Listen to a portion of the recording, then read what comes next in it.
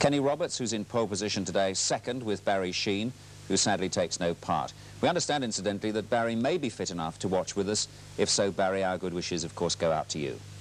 Graham Crosby is fourth, then Freddie Spencer, Marco Lucinelli, the reigning world champion, and Katayama of Japan. All set for the start then, with former world champion John Surtees and Murray Walker. And fortunately, the news from Silverstone is much better. After an initial warm-up lap and getting ready for the race, during which time rain began to fall and riders had to make their minds up about whether to change tyres or not, and some of them did. They have all changed back again. The rain hopefully is holding off, although the clouds are still dark overhead, and we look set fair for the start of the 28-lap, 82-mile British Grand Prix very shortly. And before it starts, a word out there to Barry Sheene in Northampton Hospital from all of us here at Silverstone, competitors and spectators alike, and that means thousands of people. Godspeed for a rapid recovery, and come back soon, Barry Sheene.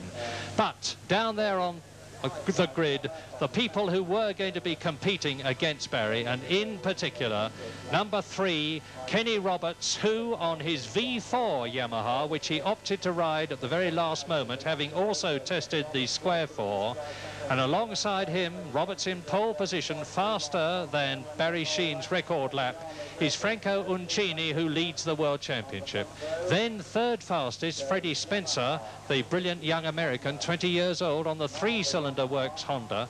Graham Crosby, the New Zealander, who tore the palms of both his hands when he fell off in practice. And missing there from the grid is Bert van Dulmen, the Dutchman, who is a superb rider, who was in that position on the grid, who we expected to do well in the damp conditions, but who had trouble in the warm-up and is miserably having to sit in the pits and watch a race he might well have won. So, very shortly, with the riders leaning on the handlebars, the brake on, and now off, the British Grand Prix starts, and straight into the lead goes one of the Galena Suzukis. It could well be Franco Uncini, and it is, they're going into the lead. Surprise, totally unexpected, is Stuart Avant, the New Zealander, on a privately owned machine, and he's done brilliantly in practice. And in second place behind him, it's Marc Fontaine, the Frenchman, in third position, and this is significant. It's Katayama, and down, and there's a fire there. I can't identify the machine until I see the number. It's Graham Wood who's off again. Graham Wood has fallen off a lot. I can't identify the other fallen rider at the moment, but it is still Avant leading. Fontaine is in second position on lap 1. And Takazumi Katayama, the Japanese rider on the 3-cylinder Honda, which has won 1 Grand Prix. The bike on fire. Will they stop it before they come round? Yes, they will. Superb marshalling. Very good firefighting equipment here. It's Roberts. Kenny Roberts is out of the race. It's not his machine afire, obviously, but Kenny Roberts on the first corner, the man who was so well placed in the World Championship, and that's his petrol tank behind it. There is Kenny Roberts lying there, his helmet's off. That's the man I couldn't identify. Kenny Roberts obviously conscious, but from the way he is not moving, I suspect that his leg has been hurt, his left leg. Now, are they going to keep the race going? The course is damp. Particularly, I'm watching for the flags, and meantime, coming through at the end of lap 1, it's Takazumi Katayama on the Honda, and then Uncini, and behind him Fontaine, which pushes all that power down through one patch on these very big rear tyres, which is therefore enormously demanding to ride. It has a better power-to-weight ratio than a Formula 1 Grand Prix car, and there is Cork Ballington, who is in 4th position now. Cork Ballington, the South African, on the Kawasaki, followed by Loris Reggiani and Marc Fontaine. What's interesting about Cork Ballington is that this morning they were busy changing a crankshaft, having thought overnight that perhaps it was the safest thing to do. So he's certainly making a good job of running it in, shall we say.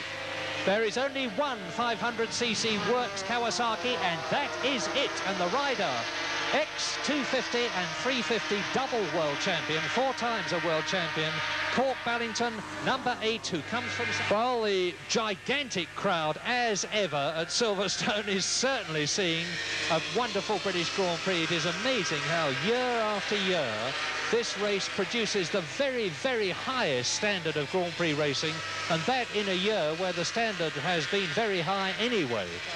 And there is Ron Haslam, number 33. Ron Haslam on the four-stroke NR 500 four-cylinder Honda is in 9th place, but only just because look at the assembly of riders behind him. And number 31 is John Eckerold on the Cagiva. This is a tremendous effort because I was just looking at the machine this morning. It's the only European machine in the race. It was built in something like 6 months, and it had a total budget of 49 million lira, which is about £20,000. Right, well, Haslam there in that position, and there's a chance of him being in World Championship points. But on lap 14, it's still Franco Uncini leading from Freddie Spencer with 3rd Katayama. In 4th position, Loris Reggiani. In 5th position is Cork Ballington. In 6th place, Randy Mamola. And there are still as much to go as we've already seen. Well, we're going back now to the motorcycling in the British 500cc Grand Prix up at Silverstone. We left it on lap 16 of 28 with Franco Uncini, the World Championship leader, out front. Kenny Roberts, unfortunately, had come off in the first lap. Well, let's pick it up now with 10 laps to go with Murray Walker. Lap 18 now. There is no doubt about the fact that Freddie Spencer is gaining on Franco Uncini. 4.4 seconds is the gap. There's Haslam, there is Chris Guy, number 23 is Leo Vecchiaroni, the Italian. And it looks as though Ron Haslam is stamping his authority on that place, which is 10th place, and if he finishes in 10th place, he will actually get a World Championship point, and that would be the first World Championship point that the NR5... No, Chris Guy is past him. I spoke too soon. Vecchiaroni, therefore, is in 12th position. And they go surging round Woodcote Corner. And as ever, the British Grand Prix, how many riders are there in that lot? At least 8. As ever, the British Grand Prix is breaking up into a series of terrific shoulder-to-shoulder, wheel-to-wheel, footrest-to-footrest battles for leadership in the particular batch. And Chris Guy has got it in this batch. He is in 10th position, the man from Knightsbridge, professional racing driver, the man who has been sponsored and brought on in his early stages by his father, Lawrence, who's an ex-racer himself. But now Mamola and Reggiani. It is Uncini leading by 6 seconds from Freddie Spencer on the Honda, with Graham Crosby in 3rd position, with Randy Mamola in 4th position, Reggiani in 5th position, Ballington in 6th place, Ferrari in 7th place, and in 8th position, Mark Fontaine, followed by Vecchiaroni and Chris Guy, the leading private rider.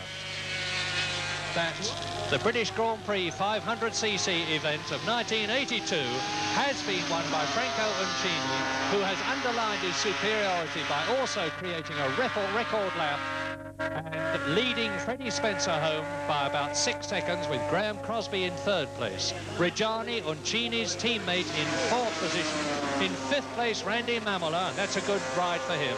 In 6th position, Virginio Ferrari ahead of Cork Ballington and Mark Fontaine. So Uncini's lead at the head of the World Championship table now extended to 35 points over Kenny Roberts and Sheen. Roberts, who came off in the first lap today, incidentally, finished up with a broken little finger and a grazed knee.